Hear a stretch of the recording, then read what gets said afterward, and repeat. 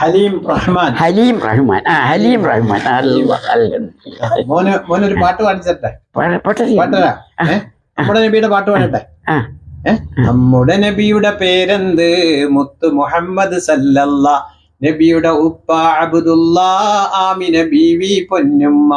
നബിയുടെ ജനനം മക്കത്ത്, അവരെ വഫാത്ത് മദീനത്ത്. അള്ളാഹുവിന്റെ റസൂലാണ്, നേർവഴി കാട്ടിയ നബിയാണ്. നബിയെ നാം സ്നേഹിക്കണം, നബിയെ നാം പിൻപറ്റണം. മുത്തു നബിയുടെ മാർഗത്തിൽ ജീവിച്ചാലോ സ്വർഗത്തിൽ.